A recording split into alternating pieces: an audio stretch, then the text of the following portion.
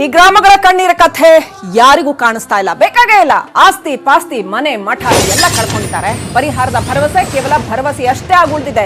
ಈಗೇನು ಅವರಿಂದ ವೋಟ್ ಕೇಳೋದಿಲ್ವಲ್ಲ, ಈಗೇನು ಬೈ ಎಲೆಕ್ಷನ್ ಇಲ್ಲ ಅಥವಾ ಈಗೇನು ಬೇರೆ ಇಲ್ಲ. ವಿರೋಧ ಪಕ್ಷದವ್ರಿಗೂ ಬೇಕಾಗಿಲ್ಲ, ಆಡಳಿತ ಪಕ್ಷದವ್ರಿಗೂ ಬೇಕಾಗಿಲ್ಲ. ನೋಡಿ ಪಾಪ ಜನಗಳ ಆಸ್ತಿ ಪಾಸ್ತಿ ಮನೆ ಮಠ ಕಳ್ಕೊಂಡಿದ್ದಾರೆ. ಪರಿಹಾರದ ಭರವಸೆ ಆ ಟೈಮಲ್ಲಿ ಏನು ಎಲ್ಲರೂ ವಿಸಿಟ್ ಮಾಡಿದ್ದು, ವಿರೋಧ ಪಕ್ಷದವರು ಆಡಳಿತ ಪಕ್ಷದವರು ಭರವಸೆ ಕೊಟ್ಟಿದ್ದು, ಅಕ್ಕಿ ಕೊಟ್ಟಿದ್ದು, ಊಟ ಕೊಟ್ಟಿದ್ದು. ಈಗ ಬದುಕೋದು ಹೇಗೆ ಬದುಕ್ತಾರೆ? ಇದು ಚಿಕ್ಕಮಗಳೂರು ಜಿಲ್ಲೆಯ ಜನರ ಕಣ್ಣೀರ ಕಥೆ.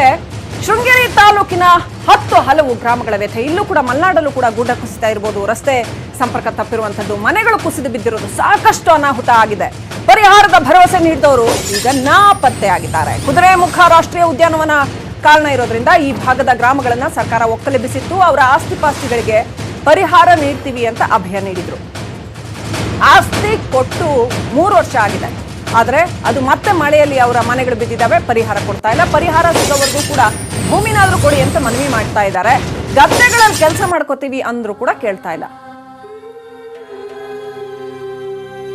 ಶೃಂಗೇರಿ ಚಿಕ್ಕಮಗಳೂರು ಭಾಗದಲ್ಲೂ ಕೂಡ ರೈತರ ಸಂಕಷ್ಟ ಕೇಳೋರಿಲ್ಲ. ಅಲ್ಲಿ ಹಲವು ಸಮಸ್ಯೆಗಳಿದ್ದಾವೆ. ಅಲ್ಲಿ ಆ ರಕ್ಷಿತ ಅರಣ್ಯದ ಸಮಸ್ಯೆ, ಅದ್ರ ಜೊತೆಗೆ ಅವ್ರನ್ನ ಒಕ್ಕಲೆಬ್ಬಿಸಿರ್ತಕ್ಕಂಥ ಸಮಸ್ಯೆ, ಜೊತೆಗೆ ಈ ಮಳೆಯ ಕಾರಣದಿಂದ ಉಂಟಾದ ಸಾಕಷ್ಟು ತೊಂದರೆಗಳೇನಿದ್ದಾವೆ ಇದರ ಸಮಸ್ಯೆ ಎಲ್ಲವೂ ಕೂಡ ಒಂದರೊಳಗೊಂದು ಹೆಣಕೊಂಡಿರ್ತಕ್ಕಂಥ ಒಂದು ಪರಿಸ್ಥಿತಿ.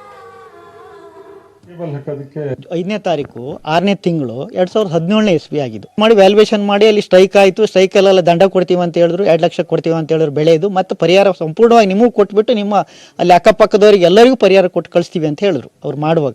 ಇವತ್ತಿನವರೆಗೂ ಏನಿಲ್ಲ, ವ್ಯಾಲ್ಯೂಯೇಷನ್ ಮಾಡ್ತಾರೆ, ಹಾಗೆ ಇಟ್ಕೊಳ್ತಾರೆ, ಯಾವುದು ಏನಂತ ಗೊತ್ತಿಲ್ಲ. ಅದು ಎಂಥದ್ದು ಕಾರಣನೂ ಹೇಳ್ತಾ ಇಲ್ಲ. ಎಷ್ಟು ಕೊಟ್ಟರು ಸಾಕಾಗಲ್ಲ. ಇಲ್ಲಿ ನಾವು ಇರ್ದೀವಲ್ಲ, ಅದಕ್ಕಿಂತ ನಮಗೆ ಇದೇ ಭೂಮಿನ ತಗೊಳ್ಳಿಕ್ಕೆ, ಮನೆ ಕಟ್ಟಲಿಕ್ಕೆ, ಮನೆ ತಗೊಂಡ್ಕೊಂಡು ಇರ್ಲಿಕ್ಕೆ ನಮಗೆ ಅಷ್ಟೇ ವ್ಯವಸ್ಥೆ ಮಾಡಿಕೊಟ್ರೆ ಸಾಕು. ಇಲ್ಲ ಆದ್ರೆ ಅಷ್ಟು ಬರುವಷ್ಟು ವ್ಯಾಲ್ಯೂಯೇಷನ್ ಕೊಡಬೇಕು. ಎಷ್ಟು ಬರುತ್ತೆ ಏನೋ ಗೊತ್ತಿಲ್ಲ, ಆಯ್ತಾ. ಆಮೇಲೆ ಇವತ್ತಿದ್ದ ಬೆಳೆ ನಾಳೆ ಇರಲ್ಲ. ದಯವಿಟ್ಟು ಅಧಿಕಾರಿಗಳು, ಮೇಲ್ಮಟ್ಟದ ಅಧಿಕಾರಿಗಳು ಮತ್ತು ರಾಜಕಾರಣಿಗಳು ಅದನ್ನ ಗಮನ ಹಚ್ಕೊಂಡ್ಬಿಟ್ಟು ನಮ್ಮ ಪರಿಸ್ಥಿತಿನ ಅರ್ಥ ಮಾಡ್ಕೊಂಡ್ಬಿಟ್ಟು ಇಲ್ಲಿ ಜನಕ್ಕೂ ಮತ್ತು ನಮಗೂ ನಮ್ಮ ಎಲ್ಲ ಕುಟುಂಬಗಳಿಗೂ ಈ ವ್ಯಾಲ್ಯೂಯೇಷನ್ ಆದಕ್ಕೆ ನಮ್ದಕ್ಕೆ ಫಸ್ಟ್ ಕೊಟ್ಕೊಂಡ್ಬಿಟ್ಟು ಉಳಿದ ಕುಟುಂಬಗಳಿಗೆ ವ್ಯಾಲ್ಯೂಯೇಷನ್ ಮಾಡಿ. ಬೇರೆ ದೂರ ಬಂದಿತ್ತು, ಸ್ಥಳಾಂತರಕ್ಕೆ ನಾವು ಸಿದ್ಧರಿದ್ದೀವಿ, ಸ್ಥಳಾಂತರಕ್ಕೆ ಬೇಕಾದಂಥ ಪ್ಯಾಕೇಜನ್ನು ಕೊಡ್ತಾ ಇಲ್ಲ ಅಂತಕ್ಕಂಥ ಮಾತನ್ನ ಹೇಳಿದರು. ಅದು ಸದ್ಯದಲ್ಲೇ ಅರಣ್ಯ ಇಲಾಖೆ ಅಧಿಕಾರಿಗಳ ಜೊತೆಯಲ್ಲಿ, ಅರಣ್ಯ ಸಚಿವರ ಜೊತೆಯಲ್ಲಿ ಸೆಷನ್ ಟೈಮಲ್ಲಿ ಸಮಾಲೋಚನೆ ಮಾಡ್ತೀನಿ ಅಂತ ಅವ್ರಿಗೆ ಹೇಳಿ ಬಂದಿದ್ದೀನಿ.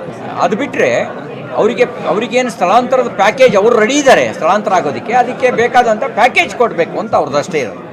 ಬೇರೆ ದೂರ ಬಂದಿತ್ತು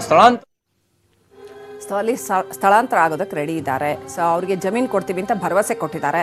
ರಕ್ಷಿತಾರಣ್ಯ ಅದು ಅಂತ ಅಲ್ಲಿ ಕುದುರೆಮುಖ ರಕ್ಷಿತಾರಣ್ಯಕ್ಕೆ ಬರುತ್ತೆ ಅಂತ ಅವ್ರನ್ನ ಸ್ಥಳಾಂತರ ಮಾಡಲಾಗಿದೆ. ಆದರೆ ಪರಿಹಾರ ಕೊಟ್ಟಿಲ್ಲ, ಜಮೀನು ಕೊಟ್ಟಿಲ್ಲ, ಮನೆ ಕಟ್ಕೊಳ್ಳೋದಕ್ಕೆ ಪರಿಹಾರ ಕೊಟ್ಟಿಲ್ಲ. ಇದ್ದಕ್ಕಿದ್ದಂಗೆ ಎದ್ದೋಗಿ ಅಂತಂದರೆ 3-4 ತಲೆಮಾರಿಂದ ಅಲ್ಲಿ ಇರ್ತಾರವರು ಏನು ಮಾಡಬೇಕು?